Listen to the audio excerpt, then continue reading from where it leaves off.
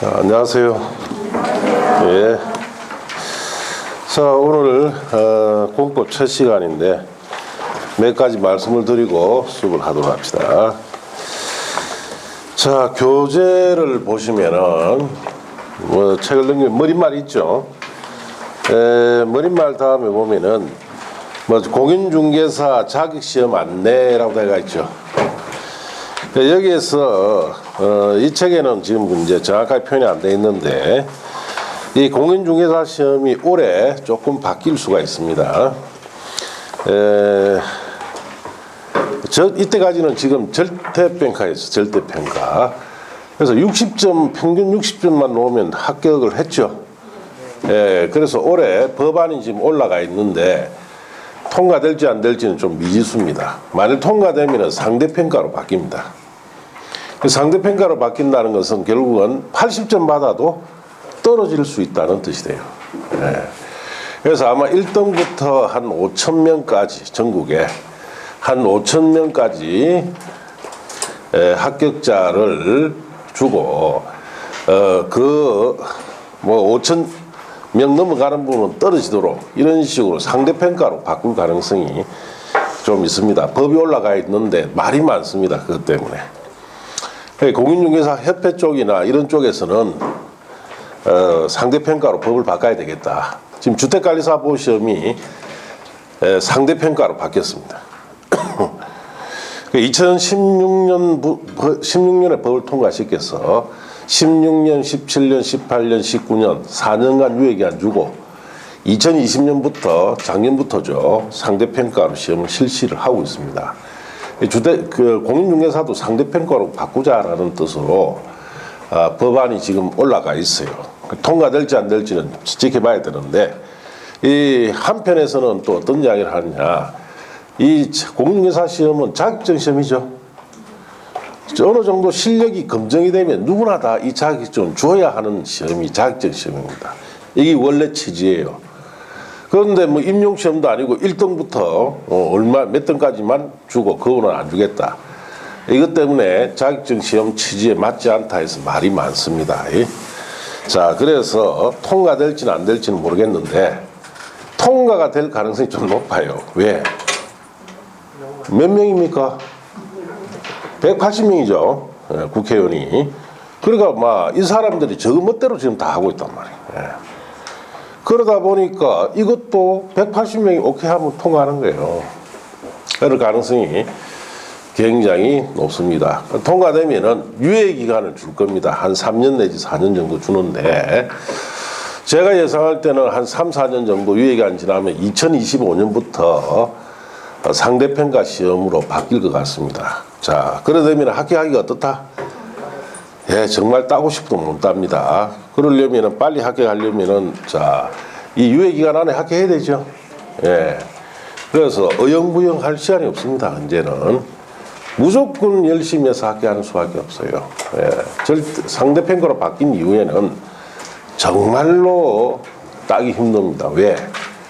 자, 우리 변호사 시험 아시죠? 로스쿨 나오면 변호사 시험 쳐야 되죠.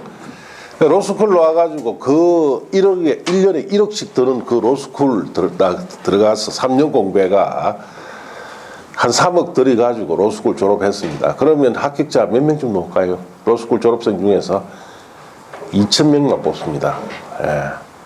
그러면 웬만하면 다 떨어진다는 이야기예요. 로스쿨 졸업자가 딱 5번 시험 치게 해줍니다. 그래서 합격 못하면 그 돈 쓴 거 다 날아가는 거예요. 자, 그래서 공인중개사 시험도 한 5,000명 서로 끌어버리니까 시험이 굉장히 까다로워질 수 있습니다. 어려워질 수 있어요. 그러니까 유예기간, 만일 통과되면은 유예기간 안에 따야 됩니다. 안 따면은 정말 힘들어집니다. 그래서 만일 상대평가로 바뀌면은 2025년쯤 되면 그때도 이제 학원도 없어질 거예요. 몇몇 학원만 전국적으로 남지 그 외에는 학원 없어집니다. 그럼 강의하는 저 같은 사람도 어떻습니까? 직업 바꿔야 되겠지. 나 60 넘어가 그럼 뭐 할까요? 할 거 없습니다. 자, 구청에 구청에 공공근로 신청해야 되고, 휴지 주로 댕겨야 되고, 그래요. 저도 뭐 뵐 수 있습니까? 예. 그러면서 이제 중개업이나 하겠지. 예, 그렇습니다.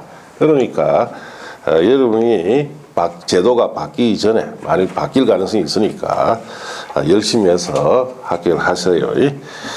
자, 그렇게 하시고, 자, 그 다음에 교재를 넘기시면은, 자, 출제 경량 빈도표 수험 대책이라고 내가 좀 찾았습니까? 자, 거기 보시면은, 출제 경량 빈도표에 보시면은, 부동산 공법의 총설 부분은 출제를 안 합니다. 자, 그래서, 거기에, 뭐 22회까지 몇 문제 나왔다라고 해가 있죠. 사실상 총설 부분은 어떤 부분이냐. 여러분이 배우는 이 부동산 공법은 어떤 법이냐. 토지에 관련된 행정법입니다. 행정법의 기초 이론이 총설 부분인데 이런 부분은 시험에 이제 안 내기로 했죠. 그런데도 보면은 이상한 동영상 보면은 아직 그 행정법 총설에 관한 이야기를 하고 있는 강사들이 있어요. 그런 강의를 들으면 떨어집니다. 예. 왜 안 낸다고 해놨는데 왜 강의를 하냐 이 말이에요. 예. 자, 국토의 계획 및 이용에 관한 법률에서는 12문제씩 나오고 있죠. 그 다음에 개발 제한 및 지정 및 관리하는 특별조치법은 시험 출제 범위에서 빠져버렸죠. 그 다음에 도시개발법에서는 6문제씩, 그 다음 도시 및 주거환경 정비법에서 6문제씩, 건축법에서는 7문제, 주택법에서 7문제, 산림법이나 산지관리법은 시험 범위에서 빠졌습니다. 그 다음 농지법 2문제씩 이렇게 나옵니다. 그래서 이것은 무슨 뜻이냐 이런 뜻이에요. 자, 국토의 계획 및 이용에 관한 법, 그게 딸린 시행령, 그게 딸린 시행규칙. 자, 그래서 국토의 계획 및 이용에 관한 법, 영규칙에서 12문제가 나온다 이 뜻이에요. 법에서만 12문제 나오는 게 아니에요. 자, 그 다음에 도시개발법 영규칙에서 6문제, 도시 및 주거환경 정비법 영규칙에서 6문제, 건축법 영규칙에서 7문제, 주택법 영규칙에서 7문제, 농지법 영규칙에서 2문제. 자, 이렇게 해서 총 40문제가 나오는데 18가지 법규에서 40문제가 나온다는 뜻이에요. 법 영규칙 6개니까 18가지 법규죠. 이게 어느 정도 양이 되느냐. 조문수로는 2000개 이상이 됩니다. 그래서 이 양이 어느 정도 되느냐. 여러분이 지금 공인중개사 시험을 준비하기 위해서 배우는 법과목 있죠. 예, 민법, 그 다음에 중개사법, 공시, 세법, 이 4과목을 합친 게 많겠습니까? 공법이 양이 많겠어요. 공법이 더 많습니다. 예, 이 한 과목이. 자, 그러다 보니까 여러분 가지고 있는 교재 있죠? 뭐 두껍습니까? 뭘 두꺼워? 아주 얄편합니다. 그걸 두껍다 하면 안 되지. 자, 왜? 이 과목은 워낙 양이 많기 때문에 교재에 소개되어 있는 부분과 소개 없는 부분 나눠보면은 지금 여러분 들고 있는 책 있죠? 출제 범위에서 약 40%만 소개한 책이에요. 이 책은. 자, 그러면 실질적으로 60%는 소개되어 있다, 안 되어 있다? 안 되어 있습니다. 책이 없어요. 그럼 여기서도 시험에 나옵니까, 안 나옵니까? 나옵니다. 그럼 어떻게 해야 됩니까? 찍어야죠. 틀릴 수밖에 없습니다. 뭘 맞춰, 이걸. 나는 이거 한번 맞춰보겠다. 그럼 막 공부하지 마세요. 예, 평생 해도 못 맞춥니다. 자, 그래서 여러분들이 가지고 있는 교재는 다른 과목과 다르게 유일하게 출제 범위가 다 소개되어 있지 않는 과목입니다. 시중에 나와 있는 모든 출판사 교재가 대부분 다 이전 비율이에요. 예. 그러다 보니까 교재 없는 부분이 상당히 많은데 거기서도 시험에 넣을 수 있는 과목이다 이렇게 하시고, 이러다 보니까 이 과목은 만점이 100점이 아닙니다. 몇 점? 80점 만점입니다. 이 과목은. 80점이 만점이야. 100점이 만점이 아닙니다. 그럼 나머지 20점은, 자, 이거는 사실상 교재 없는 부분 나오기 때문에 맞춘다, 못 맞춘다? 못 맞추는 겁니다. 예. 눈 감고 찍었는데 그게 오히려 어떻게 맞더라? 그건 덤이에요. 실력으로 맞춘 게 아니죠. 예. 그러니까 여러분 실력으로 맞출 수 있는 최대 점수가 몇 점? 80점밖에 안 됩니다. 예. 자, 그리고 최근에 출제가 어떻게 되느냐? 출제 경향. 자, 우리가 기출이 된 부분과 미출제됐던 부분을 비교를 해보면은, 자, 예, 뭐 얼마 전까지만 해도 기출된 부분을 60% 이상 내줬습니다. 그러다 보니까 시중에 있는 각종 동영상 같은 데는 기출 중심으로 강의를 해주니까 그것만 봐도 뭐 합격점 60점 받는 데는 큰 문제가 없었어요, 사실은. 자, 그런데 한 2, 3년 전부터 경향이 바뀌기 시작합니다. 그래서 작년 시험이 31회 시험이죠. 기출된 부분이 40%밖에 안 나와요. 출제되지 않았던 부분이 60% 비중이 나옵니다. 자, 그래서 기출 중심으로만 여러분 공부하시면은 합격할 수 있다, 없다? 없습니다. 합격 못해요. 예. 자, 그래서 작년에 뭐 시험을 친 분은 아시겠지만 공법의 문제 보면은 보도 못한 문제가 많죠. 엄청 많습니다. 예. 왜? 출제 안 된 부분이 많이 나오기 때문에 그래요. 자, 그래서 기출된 부분 중심으로 학습하시면 이제는 합격 못합니다. 그러면 올해 32회는 이거보다 쉽게 내겠습니까? 어렵게 내겠습니까? 어렵게 내죠. 그래서 이걸 한 30%. 출제되지 않은 부분이 한 70% 비중을 놓을 겁니다. 그래서 앞으로 시험이 계속 어려워지기 때문에 빨리 합격하는 것이 좀 수월하게 합격한다 이렇게 하시고, 시간이 여유 있게 그렇게 공부를 해서 시간적 여유를 가지고 공부할 그런 시기는 이제 아닙니다. 자, 이렇게 이런 비중으로 출제되니까 결국은 기출 중심으로 학습해서는 된다, 안 된다? 안 된다는 이야기예요. 예. 자, 그럼 이렇게 우리가 출제가 되니까 학습을 어떻게 할 거냐? 뭐 간단합니다. 첫째, 철저하게 뭐 해야 된다? 이해를 해야 됩니다. 이해 못하면은 안 돼요. 무슨 말인지 알아듣고 이게 실제로 어떻게 사용하는지를 알면 그게 이해된 거예요. 예. 이해를 해야 되고, 자, 두 번째, 정리를 해 줍니다. 자, 정리된 걸 가지고 반복적으로 학습을 하면 돼요. 간단하죠. 철저하게 이해부터 하고 정리해 주면 반복하라 이 뜻이에요. 자, 우리가 이해를 한다는 것은 한번 생각해 보세요. 자, 이 내용을 수업 시간에 우리가 수업을 할 때 이해를 하기 위해서는 서기를 할까요? 듣기를 할까요? 듣기야 해야 되죠. 근데 막 씁니다. 난자 보세요. 정신없이 쓰고 있어요. 예. 쓰면서 공부하는 버릇은 고치세요. 예. 그건 다 도움이 안 되는 방법입니다. 자꾸 듣고 생각을 해야 되죠. 이게 무슨 말인지 이해를 해야 돼요. 예. 쓰는 식의 공부를 하는 것은 그거는 효율성이 상당히 많이 떨어집니다. 예. 그러면은 자꾸 쓰고 싶다. 막 나도 모르게 쓰더라. 그럼 어떻게 됩니까? 집에 가서 노끈을 가져오세요.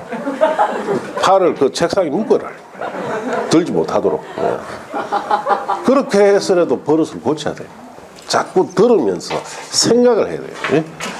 그래서 듣기를 해야 되고, 자, 어떻게 우리가 수업을 앞으로 할 거냐. 자, 1월달, 2월달에 수업을 하죠.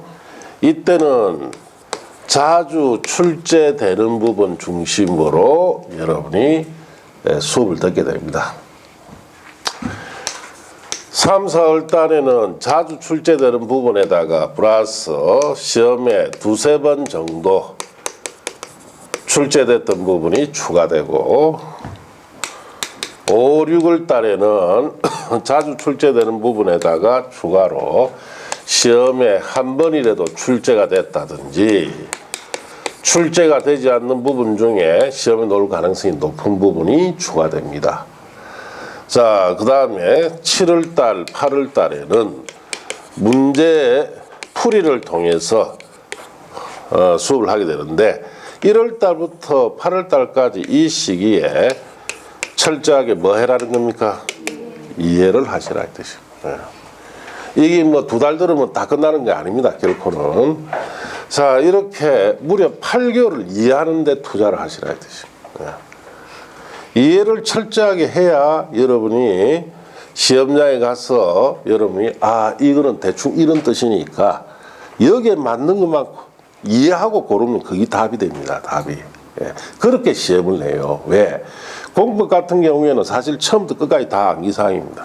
한 문제를 맞추기 위해서는 작게는 수십 개 외워야 되고 보통 200~300개 외워야 돼요. 한 문제 맞추려면. 심할 때는 수천 개 외워야 한 문제 맞춥니다. 공법 전체 다 그래요, 지금. 그거 다 외워서 학교할 수 있을까요? 못한다, 이 말이에요. 그래서 철저하게 이해가 돼 있으면 이게 무슨 뜻이기 때문에 여기에 맞는 걸 다 그 문항을 찾다 보면 답이 됩니다, 거기. 자, 그래서 이해가 최우선이다. 철저하게 이해를 하시라. 이 과정을 통해서 여러분 이해를 하고 여러분이 이 과정을 통해서 댁에 들어가서 복습을 하실 때 수업을 한 것만 뭘 해야 됩니까? 읽기를 하세요. 수업한 것만 읽으세요. 이런 뜻이다라고 읽고 덮으세요. 덮어버려야 됩니다. 자, 뭐 몇 번 읽어보고 덮어버리면 됩니다. 그러면 그 다음날 자세한 것이 기억이 납니까? 안 납니까? 안 나면 합격하고 기억나면 떨어집니다. 그거는 100% 떨어집니다. 뭐 세세한 것이 기억이 다 났다 그러면은 합격 못해요. 왜?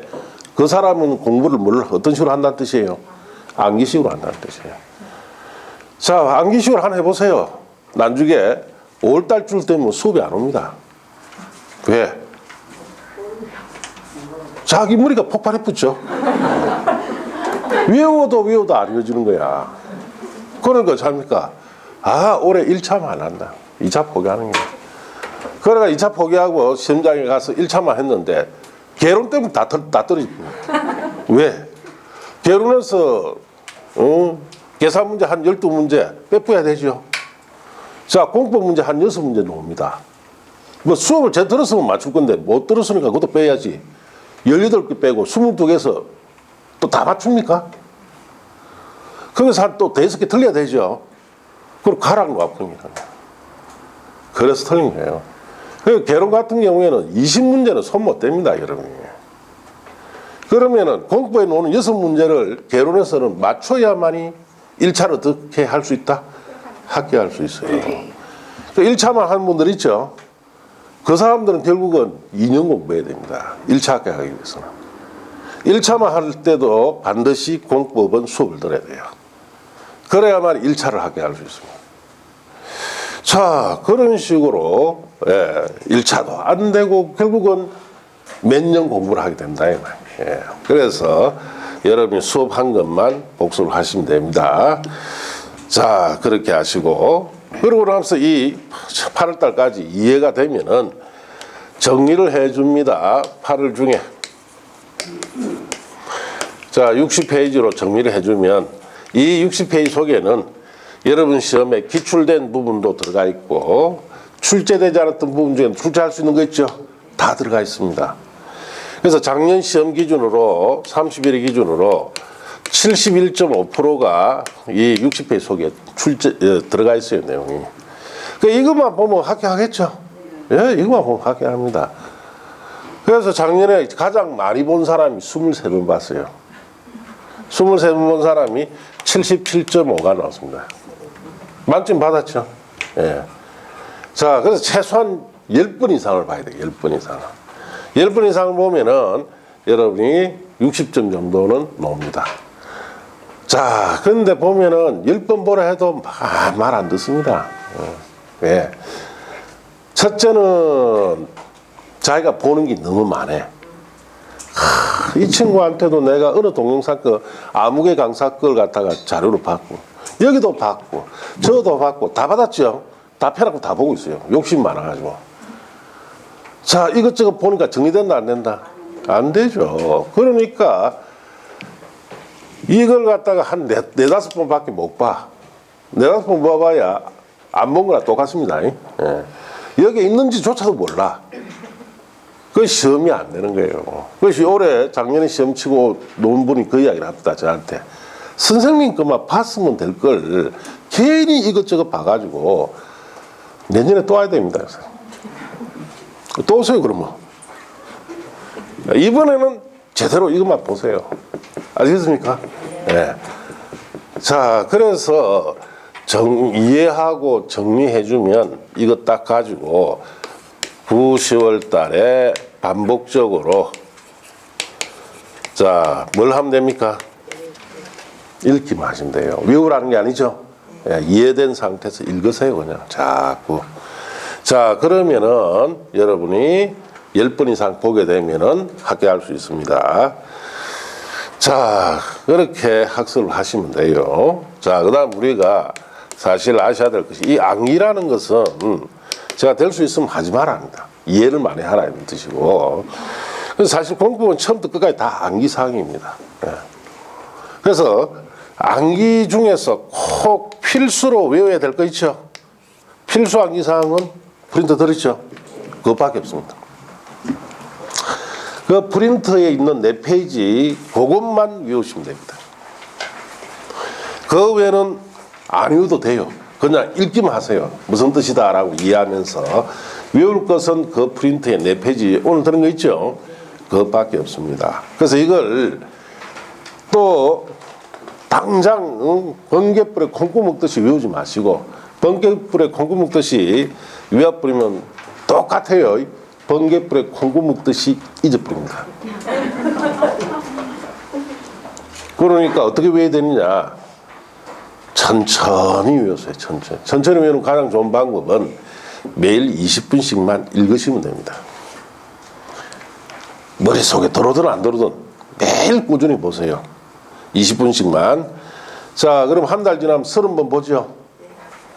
6개월이 지나면 180번 봅니다. 그러면은 7월 달쯤 되면은 대충 다 외우겠죠. 200번 가까이 보니까.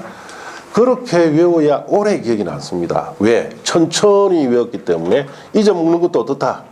천천히 잊어먹어요. 예. 아주 그 단순한 논리인데도 그게 하라 하면 안 하거든. 예. 귀찮거든. 예. 자, 그래서 그렇게 보시고 그 외에는 다 뭘 하면 된다? 이해를 하시면 돼요. 그래서 수업 중에 제가 이렇게 이야기를 합니다. 일요일 달에 출제되는 부분은 시험에 자주 노는 부분을 수업을 해주죠. 3, 4월에 할 부분은 3, 4월에 한다고 이야기를 해줘요. 5, 6월 달에 하는 거는 5, 6월 달에 한다고 이야기를 하고 문제 풀이 때 한 것은 문제 풀일 때 한다고 이야기를 합니다. 자, 그리고 버리라고 이야기를 합니다. 알겠습니까? 이 부분은 영원히 보지 마세요. 그냥 버리라 이 말이에요. 그래서 이 부분을 봐버리면 수험 기간이 1, 2년 늘어납니다. 그래서 1년 만에 합격하려면 이 부분 어떻게 된다? 버리세요. 자, 이렇게 학습을 하시면 됩니다. 자, 교재를 이제 넘어가서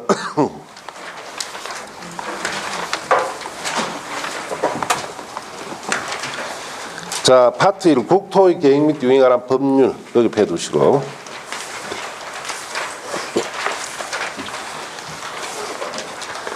자, 국토의 계획 및 유행에 관한 법률에 들어가기 앞서서 공법의 아주 기본 기초에 관한 거 잠시 보고 넘어갑시다.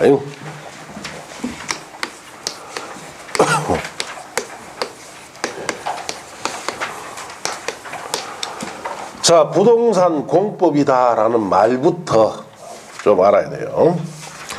부동산이다라는 것은 자, 움직이지 않는 물건으로서 토지나 건축물 또 여러 가지 정착물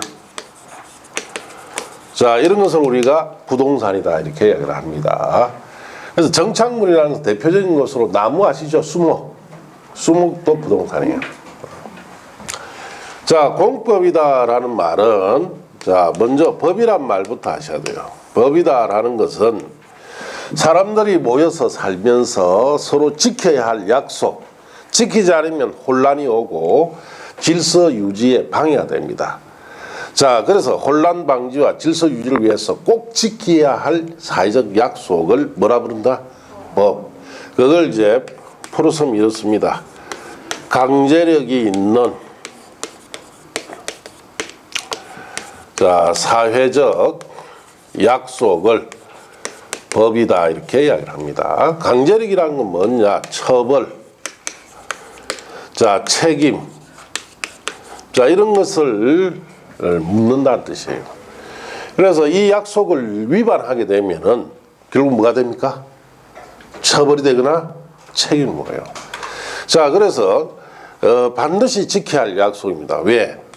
혼란을 방지하고 질서 유지를 위해서 우리가 인간적으로 사회적으로 지켜야 할 약속을 법이다 이렇게 하는데 처벌과 책임을 우리가 강제력이라 하죠. 이런 강제력이 있는 사회적 약속을 뭐라 부른다? 법. 이와 유사한 것이 도덕이라는 것이 있죠. 도덕은 뭡니까 그러면? 자, 강제력이 있다 없다? 없는 사회적 약속을 뭐라 부른다? 도덕이다. 도덕을 위반하면은 처벌이나 책임 따르지는 않습니다. 그냥 욕만 얻어먹죠. 버르장머리 없는 놈이라고. 예. 자, 그래서 법과 도덕은 결국 사회적 약속이지만 강제력이 있고 없고 차이다. 자, 이런 법이라는 것이 그 주체에 따라서 둘로 나눠집니다. 하나는 사법이라 하고 또 하나는 공법이다 이렇게 이야기를 하는데 사법이다라는 것은 주체가 개인이에요. 개인이 주체입니다. 자, 개인 대 개인 간에 대등한 자, 법률 관계를 다룬 법을 사법이다 이렇게 합니다. 이 사법의 주체는 개인이에요. 1차 과목에 여러분 민법 배우죠. 민법이 대표적인 사법입니다. 채권자, 채무자, 임대인, 임차인, 서정권자, 설정자. 그렇죠. 민법 구조는 그래 돼 있어요. 그런 구조를 가지고 있는 법을 우리가 사법이다 이렇게 합니다. 자, 공법은 주체가 개인이 아닙니다. 국가기관 중에 특히 부동산 공법은 행정기관이죠. 자, 이런 국가기관 대 국민 간의 대등한 관계가 아니고 수직적인 법률 관계를 다루고 있는 법을 우리가 공법이다 이렇게 하고 국가기관인 행정기관이 공법이 뭐가 된다? 주체가 돼요. 자, 그럼 수직적이다라는 것은 무슨 뜻이냐? 규제관계다 이 뜻이에요. 규제관계. 공법이라는 것은 국민 전체 이익을 위해서 국가기관인 행정기관이 국민에게 각종 규제를 가하는 법을 뭐라 부른다? 공법이라 합니다. 예. 자, 그럼 부동산 공법이다라는 뜻은 결국 이런 뜻이죠. 자, 행정기관이 주체가 되어서 부동산인 토지나 건축물 등에 대해서 그 이용을 규제하는 법을 부동산 공법이다 이렇게 합니다. 그래서 여러분 공법 시간에 배우는 뜻은 이걸 배우는 거예요. 행정기관이 부동산인 토지 등을 이용을 규제한다. 자, 이용을 규제한다는 것은 자, 개발시켜서 이용하도록 아니면 보존시켜 이용하도록 규제하는 것을 배우는 법이 부동산 공법이다 이 뜻이에요. 그래서 행정기관이 자, 여러분이 가지고 있는 토지나 건물들이 있죠. 자, 그걸 개발시켜서 이용하도록 보존시켜서 이용하도록 규제하는 것을 배운다. 처음부터 끝까지 이 내용을 배우는 거예요. 자, 그러면은 이때 행정기관은 누구냐? 이걸 알아봐야 되겠죠? 자, 그래서 우리가 행정기관. 자, 행정기관은 크게 국가라는 것이 있고 지방, 자치단체라는 것이 있습니다. 자, 국가다라면은 자, 대통령, 뭐 총리, 각 부의 장관까지를 우리가 국가라고 이야기합니다. 그래서 여러분 공법책을 읽다 보면 국가란 말이 자주 나와요. 자, 그러면 대통령을 비롯해서 장관까지는 말한다 이렇게 하셔야 돼요. 자, 각부 장관 중에 대표적으로 공법위 주무장관이 국토교통부 장관이죠. 이런 여러 가지 장관들이 있습니다. 이걸 줄여서 뭐라 부르느냐? 중앙행정기관이다 이렇게 부릅니다. 자, 지방자치단체는 크게 둘로 나누죠. 광역지방자치단체와 기초지방자치단체를 나누는데 광역지방자치단체에 들어가는 것이 특별시, 서울특별시, 울산 뭐랍니까? 광역시. 자, 세종시를 특별자치시. 자, 그 다음 제주도를 특별자치도 이렇게 부르고 그 다음에 도, 뭐 경기도, 전라도 하는 도 있죠. 이 5가지를 광역지방자치단체다 이렇게 합니다. 자, 이걸 줄여서 시도라고 하고 거장을 시도지사라는 말로 표현합니다. 자, 기초지자체에서는 특별시 밑에는 구가 있죠. 자, 종로구, 영등포구 하는 구. 그 다음에 광역시 밑에는 구도 있고 군도 있습니다. 여기는 울주군이 있죠. 네. 특별자치시 밑에는 아직 없고, 자, 특별자치도 밑에는 행정시를 둡니다. 이는 시장을 도지사 임명하는 시를 둔다 이 뜻이에요. 자, 도 밑에는 시와 군으로 구성되어 있죠. 자, 이걸 줄여서 우리가 시군구, 기초자치를 시군구 이렇게 이야기합니다. 자, 도 밑에 있는 이 시는 또 특례시, 특례시라는 게 새로 정부조직법상 개정이 되었어요. 이 특례시가 뭐냐? 인구는 100만 명 이상이 되는데 광역시로 성격해 줘야 돼요. 성격해 주면 곤란하기 때문에 광역시로는 성격 못 해주고 그냥 막 특례시라 이름 붙이는 거예요. 이거는 참 제가 봐도 잘못된 거예요. 100만 명 넘어가면 광역시 성격해 줘야 되죠. 법으로 그렇게 적어놔놓고 성격해 주기 싫으니까 그런 거예요. 자, 경기도의 수원시 100만 명 넘습니다. 용인시 100만 명 넘어요. 자, 경상남도의 창원시 100만 명 넘죠. 이번에 자, 그 광역시 성격을 해줘야 되는데 광역시 성격은 못 해주고 뭐로 만들어놨다? 특례시. 이건 뭐 애매하게 놨어요. 왜 이렇게 특례시 제도를 도입했느냐? 자, 창원시에 광역시로 성격되면은 경상남도에 세금 수입이 없어집니다. 경상남도 세수의 절반 이상을 지금 어디서 모으고 있습니까? 창원시 각종 공단에서 놓죠. 자, 그러니까 경상남도에서 못 놔주는 거예요. 울산광역시는 그래도 옛날에 울산시에서 울산광역시 성격됐죠. 뭐 성격해줘도 안 되겠나 했더만 성격해주고 나니까 경상남도에서 땅을 치고 그렇게 하잖아요. 세금의 대부분이 여기서 들어오는데 안 나오잖아요. 대신에 울산광역에 사는 여러분은 특히 울주군에 있는 분은 혜택을 어떻습니까? 전국의 어떤 시군구보다 혜택을 많이 봅니다. 왜? 세금이 많이 걸치니까. 예. 그래서 경상남도에서는 다시는 창원시를 광역시를 성격해 준다 안 해준다. 그래서 안 해주기 위해서 만든 게 뭐예요? 특례시. 이 꼼수죠. 예, 이런 거는 하면 안 돼요. 예. 자, 그 다음에 대도시. 인구 50만 이상이면 대도시. 자, 그리고 일반시. 시도 종류가 3가지예요. 특례시, 대도시, 시. 특례시는 100만 명 이상 돼야 되고 50만 원 이상이 되면 뭐? 대도시, 그냥 시. 예. 그 옛날에는 저도 뭐 옛날에 처음에 법 공부를 할 때는 뭐 이래 정부에서 이래 정하면 나도 뭐 생각 없이 이래 따라갔는데 세월이 지나다 보니까 이제 좀 세상을 알다 보니까 부질없는 짓을 하고 있다 이 말이에요. 자, 결국은 의미 없습니다 이런 거. 자, 그래서 행정기관은 이렇게 크게 국가 자체 둘로 이렇게 나누는데 공법이 양이 많고 어렵다는 이유가 여기 있어요. 예.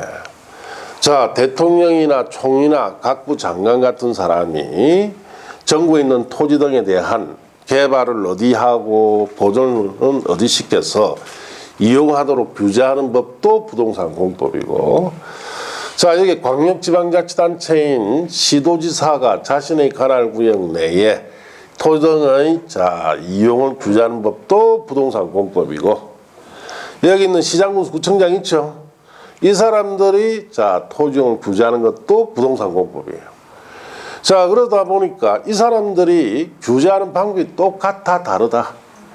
다르기 때문에 그런 거예요. 자, 여기서 규제할 때와 여기서 규제할 때, 여기서 규제할 때 그 범위와 폭이 다 다르겠죠. 그래서 양이 방대하고 힘든 거예요. 자, 그래서 공법 이런 것이 공법의 주체가 하나다, 여럿이다.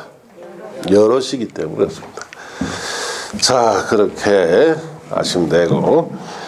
자, 그러면은 부동산 공법은 우리가 어떻게 구성되어 있는지 잠시 봅시다.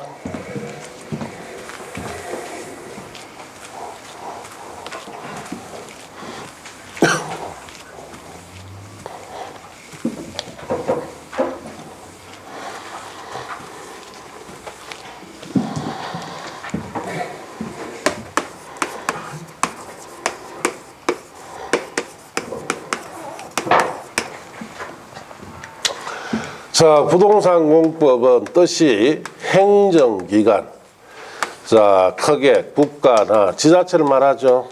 예. 기관이 토지 등의 이용을 규제하는 법을 부동산 공법이다. 그래서 이용은 뭐 개발시켜 이용할 수도 있고 보존시켜서 이용할 수도 있습니다. 자, 이걸 배우는 법이에요. 그래서 행정기관이 토지 등 이용을 규제를 하는데 우리가 여기서 이제 한 가지 생각을 해야 돼요. 첫째로, 자, 행정기관이 토지용 등을 어디를 개발시켜 이용하고 보존시켜서 이용하도록 국민에게 규제를 가야 돼요. 여기는 개발하세요, 여기는 보존하세요라고 미리 알려줄 필요도 있고, 또 거기에 따라서 개발하거나 보존하도록 유도도 시켜야 되고, 또 실질적으로 그걸 실행도 시켜야 됩니다. 자, 그러면은 이렇게 개발이나 보존을 통한 이용을 규제하는 방법, 어떻게 국민들에게 개발시켜 이용하도록 보존시켜 이용하도록 규제하는 방법을 한번 생각해 봐야 돼요. 자, 어떤 방법이 있을까요? 행정기관이 국민에게 여기는 개발하세요, 보존하세요, 명령을 하는 건 어떻습니까? 명령해도 됩니까? 우리나라는 독재 국가입니까? 민주주의 국가입니까? 예, 민주주의 국가예요. 그래서 독재 국가에서나 하는 것이 뭐다? 명령이에요. 우리나라 민주주의 국가 맞아요? 요즘 보니 분위기가 그게 아닌데. 일당 독재 같은데. 국회의원은 그렇게 뽑아주는 게 아니에요. 너무 한쪽으로 몰아주면 안 되죠. 그럼 민주주의 국가에 있을 수 없는 일입니다. 미국이나 유럽이나 민주주의 국가에서는 야당과 여당이 거의 의석수가 어떻습니까? 비슷하게 나옵니다. 예. 매년 그랬어요. 한쪽이 훅 이렇게 하는 것은 아닙니다. 좀 잘못돼가 있어요, 지금. 예. 자, 그래서 독재 국가에 하는 명령해서는 안 돼요. 자, 그럼 법으로 정하는 건 어떨까 할까요? 법으로. 아, 여기는 개발하세요라고 법 정하고, 저는 보존하세요 법으로 정하는 거. 자, 법으로 정하면 좀 합리성이 있어 보이는데 문제가 있습니다. 여기 자주 뭘 해야 된다는 뜻이에요. 바꿔야 되죠. 자, 여기 개발하기로 했다가 보존될 수도 있죠. 보존하기로 했다 개발할 수도 있어요. 자주 법 개정을 하게 되는 문제가 생깁니다. 자, 이것도 현명치 못한 거예요. 법으로 정할 수도 없고 명령도 안 되고. 자, 그래서 도입된 것이 뭐다? 계획이라는 제도가 도입됐어요. 예. 자, 어디를 개발할지 계획을 만들어서 국민에 알려주고 그 계획에 따라 그 지역을 개발 보존하도록 유도하는 것이 가장 좋더라. 그래서 우리가 토지용의 규제를 하는 가장 좋은 방법이 뭐다? 계획입니다. 그래서 우리나라도 도입을 한 것이 토지 이용 계획 제도를 도입한 거예요. 자, 토지 이용 계획 제도는 크게 두 가지 계획이 있죠. 첫째, 방향을 제시하는 계획이 있고, 그 다음에 실행하는 계획이 있어요. 네. 자, 방향을 제시하는 계획은 말 그대로, 자, 여기는 개발합시다, 보존합시다 라고 방향만 딱 정해주는 계획이에요. 그래서, 우리가 대표적으로 국가 전반에 미치는 큰 영향이 큰 방향 제시 계획을 국가계획이라 합니다. 국가계획을 통해서 방향이 제시된다는 것은 그 지역의 개발이나 보존이 국가 전반에 미치는 영향이 어떻다? 크다 이 뜻이에요. 예. 자, 이럴 때 쓰는 것이고, 그 다음 여러 지역을 묶어서 방향 제시할 때 쓰는 것이 광역도시계획. 자, 그리고 단일한 행정구역 안에 자, 개발이나 보존에 대한 방향을 정해주는 계획이 무슨 계획이냐? 도시군 기본계획이 있어요. 자, 여러분 울산광역시에 여기 하군 주변은 건물들이 들어와서 개발이 돼 있죠. 그 호계 쪽에 가면 산이 있죠. 왜 그건 개발 안 됐습니까? 그건 개발할 수도 없어요. 자, 그 말은 미리 울산광역시에서 도시군 기본계획을 만들어가지고 이 지역은 개발하라고 방향이 제시돼 있었고 저 산에는 보존하라고 방향이 제시돼 있었기 때문에 오늘날 여기는 개발되고 저는 개발이 안 됩니다. 예. 자, 이런 계획을 통해서 그 지역에 맞는 개발이나 보존이 미리 다 제시돼 있었기 때문에 그래요. 우리나라 미리 다 이걸 제시해놨어요. 예. 자, 그러면 여기서 방향을 제시하면은 이걸 받아서 실행하는 계획이 있겠죠. 거기 도시군 관리계획입니다. 자, 이 계획을 통해서 방향이 제시된 대로 하나하나 실행이 됩니다. 자, 그리고 이런 토지용 계획 제도에 뿐만 아니라 또 하나 도입된 것이 우리나라는 국토가 너무 작은 관계로 토지 용도 제도를 도입해서 국토를 좀 더 효율적으로 쓸 수 있도록 용도 제도를 도입했는데 전국에 있는 모든 토지에 뭘 정해놨다? 용도를 다 정해놨고 거기에 맞게끔 뭐한다? 건축하는 제도까지 도입되어 있어요.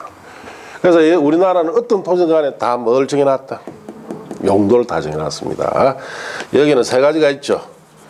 용도 지역, 용도 지구, 용도 구역.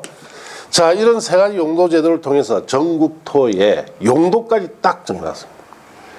자, 그래서 이런 세 가지 제도를 통해서 이 두 가지 제도를 통해서 용도까지 정해놨기 때문에 자, 우리가 보존하라고 정하면 뭐 해야 됩니까? 보존하고 개발하라고 하면은 개발한다 이 뜻이에요. 그래서 어떤 토지가 있다. 전국구에 있는 모든 토지에 자, 이런 세 가지 방향 제시 계획으로 여긴 개발하자 보존하자 방향 제시했겠죠. 실행 계획을 통해서 개발 보존이 실천돼 들어갑니다. 자, 그러면 개발 보존 실천돼 들어가면은 거기에 따라서 용도제를 통해서 그게 맞는 용도. 자, 저 산에는 개발하지 말아 했으니까 뭘 정해놨겠습니까? 보존을 정해놨다. 여기는 상가들이 들어와 있죠. 용도제를 통해서 이게 뭐라 정해놨습니까? 상업이라고 정해놨어요. 여러분 살고 계시는 주택 있죠? 아파트. 주거라고 정해놨단 말이에요. 그러니까 거기에 맞는 건물들이 들어와 있어요. 예. 자, 이렇게 국가자치에서 미리 이걸 정해주면은 여기에 맞게끔 여러분은 토지 이용을 하시면 됩니다. 그래서 보존으로 정해놓은 대표적인 토지가 우리나라에는 크게 두 가지가 있죠. 농지와 산지가 있습니다. 자, 농지에 대한 보존은 농지법에서 배우죠. 예, 여기서 시험 2문제 온다 그랬어요. 자, 산지에 대한 보존은 산지관리법. 여기 있는데 이런 시험변에 빠졌다 그랬죠. 자, 그래서 농지 보존을 통해서 자, 우리가 보존용 토지를 어떻게 보존하는지를 배우고, 자, 그 외에는 다 개발을 배웁니다. 그래서 공법에서 개발이다라는 것은 무슨 뜻이냐? 6가지 뜻이에요. 자, 건축물, 건축과 그 다음에 공작물, 토지 형질 변경, 토석 채취, 토지 분할, 물건 사두는 물건 적치.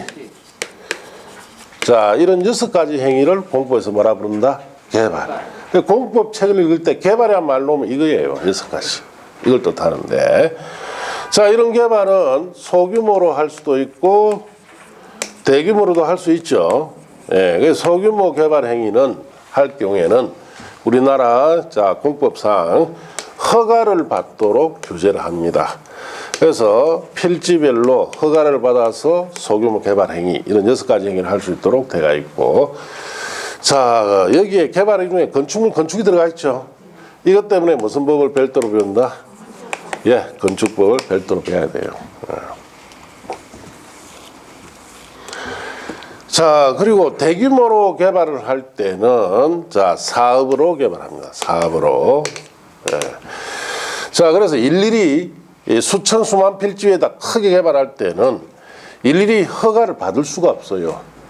그럼 허가를 수천 수만 필지 위에 개발시킬 때 허가를 받으려면 수천 수만 개 받아야 되는데 그러면 수백 년이 걸립니다. 자, 그래서 대규모 개발일 때는 자, 허가를 받지 않고 무슨 형식으로? 사업으로 개발하는데 대한민국의 대규모 개발 사업이 수십 개예요. 그 중에 4가지 배웁니다. 자, 첫째, 도시군 계획 사업이다 해서 3가지 사업을 말하는데, 도시군 계획 시설 사업. 앞에 말과 비슷하죠. 도시군 계획 사업이나 도시군 계획 시설 사업이나 처음 보는 사람은 구분이 안 돼요. 이거는 시설이란 말이 들어가 있어요. 이게 무슨 말이냐? 기반시설 중에 큰 기반시설, 도로, 철도, 항만 같은 거 설치하는 사업이에요. 이게. 자, 그 다음에 도시개발 사업. 자, 이건 무슨 사업이냐? 신개발 사업이에요. 개발이 안 된 곳에 새로 개발하는 사업을 무슨 사업? 도시개발 사업. 뭐 신도시 만든다, 산업단지 조성한다, 각종 단지 조성 새롭게 개발하는 거죠. 그래서 여러분 작년에 부동산 1차 과목에 부동산 학개론에 도시개발 사업을 살짝 바꿔냈단 말이에요. 신개발로. 그러니까 또 어떡합니까? 이게 왜 이 신개발 이해 못하고 있다는 뜻이에요. 알겠습니까?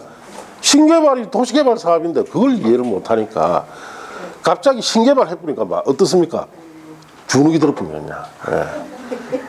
계산 문제 12개 놓쳐버렸지. 공부 문제 6개 나왔는데 이런 거 놓으니까 아주 기초를 물었는데도 다 틀려버리고. 예, 그럼 뭐 학기 못합니다. 예. 자, 정비사업. 이게 재개발이죠. 이미 개발됐던 것을 다시 개발하는 것을 재개발이라는데 이걸 정비사업이랍니다.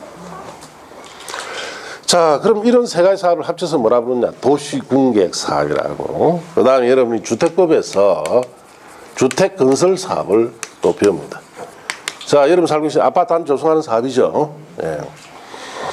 자, 그래서 도시군계획 시설 사업은 국토계획 및 유형에 관한 법에서 배우고, 도시개발 사업은 도시개발법에서 배우는데 이게 이 사업에만 6문제. 정비사업은 도시 및 중앙계 정비법에서 배우죠. 여기서도 6문제. 자, 주택건설 사업은 주택법에서 별도로 배웁니다. 자, 그래서 여러분이 공법 내용이 전체가 이렇게 구성되어 있어요. 이거 배운다 이 뜻이에요. 이거 순서대로 하나하나 자세하게 배웁니다. 그래서 딱 어떤 기분이냐, 공법을 가장 크게 딱 줄이면 이렇게 딱 줄여집니다. 이 전체 내용입니다. 이게 이제 항상 머릿속에 들어가 있고, 자, 여러분이 이걸, 자, 내가 어디쯤 공부하고 있는지 이걸 알고 있어야 돼요. 이 내용 전체를 딱 11월 달에 이 프린터 들었죠? 책상에 붙여놨습니까? 붙여놓은 분은 무조건 하게 합니다, 올해. 안 붙인 분은 생각을 다시 해봐야 되겠죠? 항상 붙여놓고 봐라, 이 말. 내가 어디쯤 공부하는지. 자, 여기에 좀, 오늘 이제 여기 들어갑니다. 제일 첫 번째 당에 들어가면, 막, 광역 열어보면 계속 안으로 열리 들어갑니다. 계속 끊임없이. 계속 들어가요. 그럼 이 책에 있는 부분이 그러면 광역도시계획에 모든 게 다 들어가 있느냐? 아닙니다. 기본적인 것만 딱 놔놨고, 그 외에는 책에 있다 없다?